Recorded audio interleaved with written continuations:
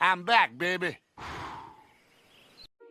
Well, hello there. I know it's been a while, and in case you haven't heard, the UK political scene has been undergoing a pretty seismic shift based on the results of the 7th May council elections. If you are a Reform member, I am guessing you are pretty happy right about now. I did tell you in my video 5 months ago that Reform Party will inevitably take power in the UK, and as you can see, it seems to be happening. In the comment section of that video, most people thought that outcome was impossible. Well, hopefully you know better, and feel free to call me Nostradamus. And oh, you're welcome. But all jokes aside, this particular set of elections seems to be a referendum on the absolute state of the once great Labour Party. In particular, it's a condemnation of Prime Minister Keir Starmer's leadership, which seems to be slowly suffocating the party to death with right-wing policies, tone-deaf statements, and scandal after scandal after scandal, which to the voting populace has been triggering our PTSD of the 14 years of Tory rule and mismanagement, making us feel like we are still in the quicksand of poverty, inequality, and austerity that the ever so wonderful Tory party gifted us so benevolently.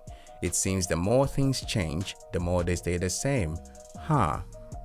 Well, I do hope that Westminster is now paying attention, because the meteoric rise of the Reform Party and the continued gains being made by the Green Party should signal to even the most tone-deaf politician in Westminster that there is a storm coming. And if they still insist that the disintegration of most of Labour's heartlands to reform is only a protest vote, they will wake up one day to find that they are also out of a job. I am sure there are many angry councillors that will gladly welcome them to the unemployment line at their local job centre, like so many students and young people who can't find a suitable role due to Rachel Reeves' tax policies. But I digress. And before you jump to the comment section to mention how Nigel Farage is a grafter, know that I understand and I am aware of his many flaws. But I still hold the opinion that politics is the domain of people we wouldn't consider good in the traditional sense. But sometimes, you need really bad people to do the radical things that need doing. The UK is not the United States, and as such, a single person cannot suppress the entire machinery of a political party. Just ask the Tory and Labour backbenchers willing to plunge the blade of betrayal in the back of their leaders in an effort to secure their own jobs. This video is not about Farage. That comes later, trust me. This video is about the man that speaks like an AI chatbot with the personality and setting of a kitchen fridge. The man that seems to think that he is Sherlock Holmes who can solve all the problems of the UK economy, yet in reality is the equivalent of the elementary TV show who can't even save himself. Yes, I am talking about Mr. Keir I didn't know Starmer, the most revered political figure in the UK as of now, and the gift that keeps on giving.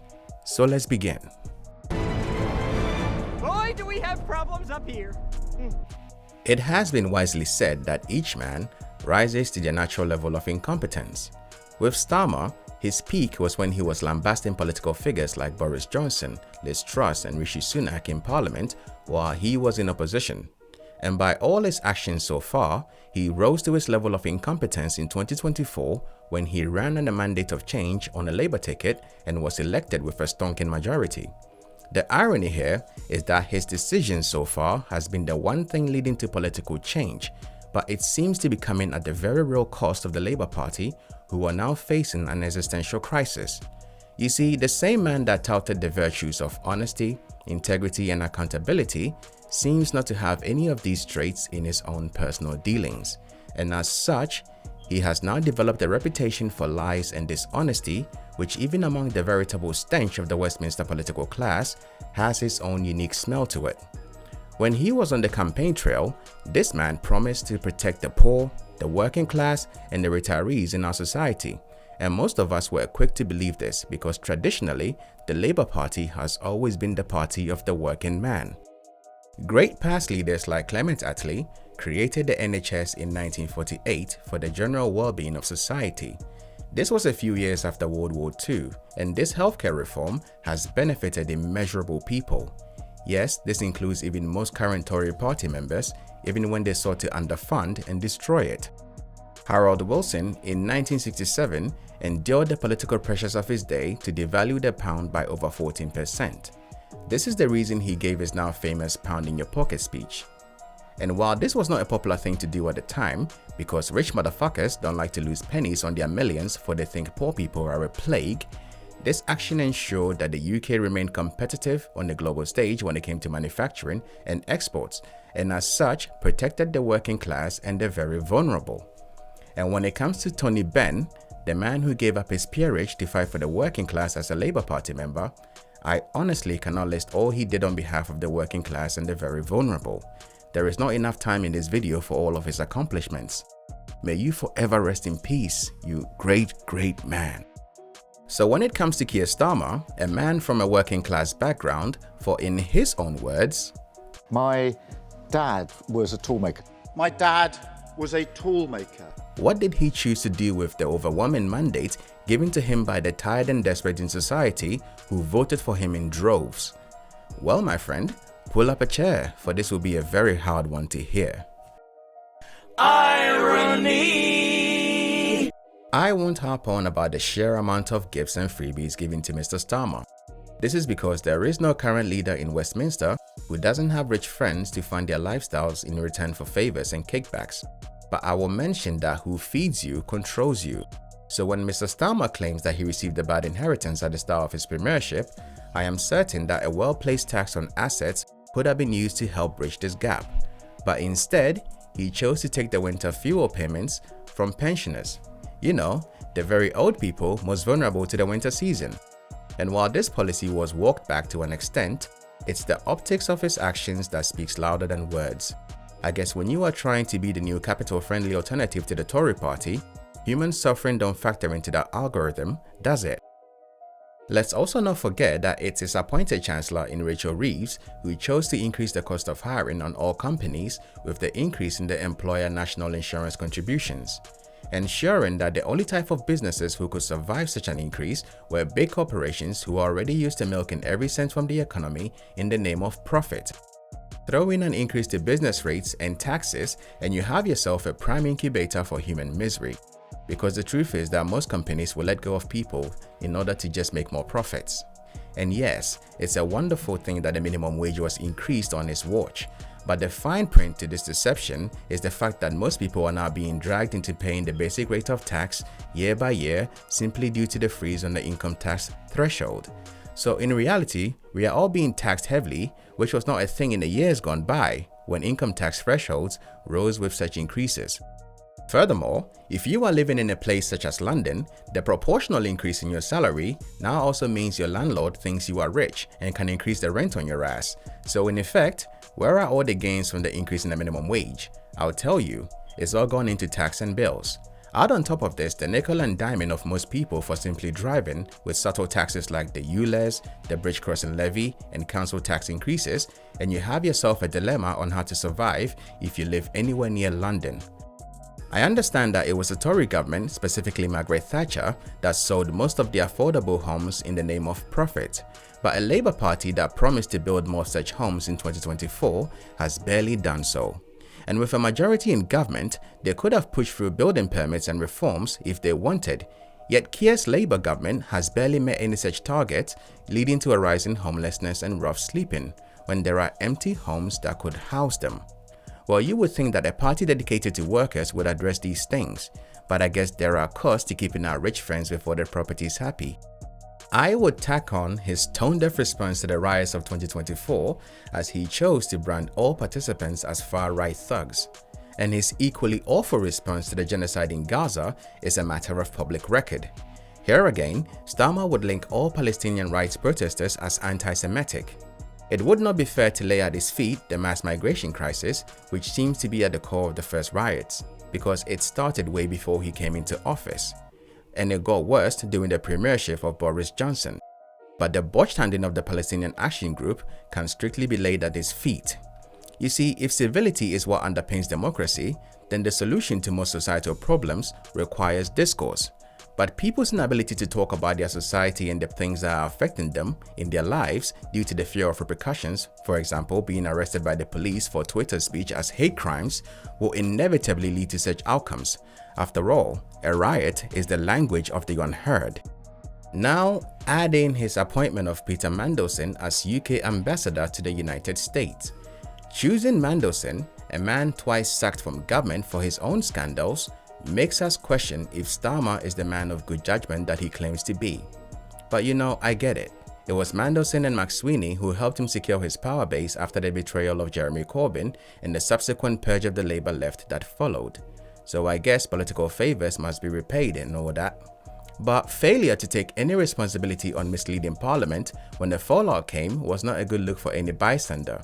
Starmer was the same man calling for the resignation of Boris Johnson when he also misled Parliament during the COVID lockdowns.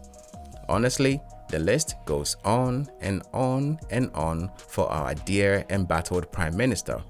But he at every step refuses to take accountability and resign from his post to give a better person a chance at the job. This lack of respect for his own party and backbenchers and the electorate has now led to the reckoning we have seen playing out in the local elections, with the Labour Party losing in historically areas of the Red Wall, which has begun to turn turquoise. And frankly, there is more to come in the coming years. I am not one for kicking a dead horse, but when it's a particularly sick one that insists on eating all the carrots at the expense of the healthy horses in the barn, then you best believe that horse is getting a boot to the head. Yes, Starmer must go, but his adamant insistence on staying in office and the weakness of the Labour Party to remove him has all but guaranteed that he is now the best banner for every political party that has been gaining from the disintegration of Labour. The once great Labour Party is now slowly dying by 1,000 cuts, and I for one have my popcorn ready for the shit show that will play out. I'm not naive enough to think that there is a magic bullet for any new leader in the party to use to fix all these fuck-ups, because the gospel truth is, it's too late and the course correction ship has already sailed. The electorate has now decided that Labour is not worthy.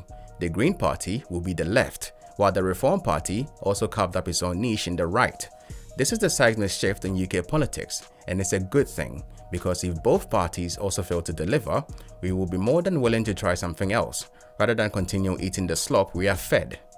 There are boogeymen all around, and with the era of the two-party system being destroyed, understand that everyone can get in, as long as the voters know what they want and demand from their elected representatives. Welcome to the brave new world. Boy, that escalated quickly. You know, I think you should get some context to my background here in order to understand the conclusion I draw from this video.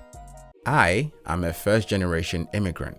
I owe everything to the United Kingdom. My education, career, friends, and now my own family are all things I have been blessed to get by virtue of being in this country. And honestly, this nation is one I'll be willing to defend militarily because all I value is here, and I have soul in the game. So you best believe that I'll be willing to speak against the current nonsense occurring in a place I personally call home. My entire family used to be Labour voters, but this is not something I think they would ever do again, because the Labour Party as it stands are just Tories in red suits. And if that's the case, then I dare say that we give other parties a chance to see what they can do. This is why in my video The Poison Chalice, I advocate to vote pragmatically for parties that would give you what you want, because loyalty to a single party gives you the current state of the affairs we have with Starmer. I want to see the destruction of the Labour Party as it is, because as things are, that party stands for absolutely nothing. Centrist policies have failed when the solutions to problems facing the nation requires radical approaches. So whatever you do, vote progressively or vote right-wing. Whatever choice you make don't really matter to me. But the truth of politics is this. It's the clash between the true left and the true right in politics that leads to real tangible changes in the lives of the nation's populace. And if you miss this point, understand that it takes pressure to create diamonds. To most loyal Labour voters, I get the feeling I know what you might be thinking. You think this is all a bit much? Well, I understand. Once upon a time, I was just like you, young, full of hope, optimism and calm. 18-year-old me in 2008 witnessed Obama's election on a platform of hope, only to witness his transformation into the forever war drone lord in chief. The man most people thought would end the senseless war started by George Bush in Afghanistan ended up becoming the very thing he rallied against, delivering more death from the sky from his comfortable seat in the White House. What can I say? Reality takes no hostages, and that's a depressing thought enough, for even cartels give you the option of ransom when they take you hostage. Looking at Starmer now, it's like meeting a person whom you used to love that ripped your heart to shreds. You can tell they have fallen on hard times, been through the ringer, and don't look anything like you used to remember. There was a time you would have been there for them and been with them through thick and thin, but right now, they are only a stranger to you and you are only someone that they used to blow. Till next time, friends. Bye, Felicia.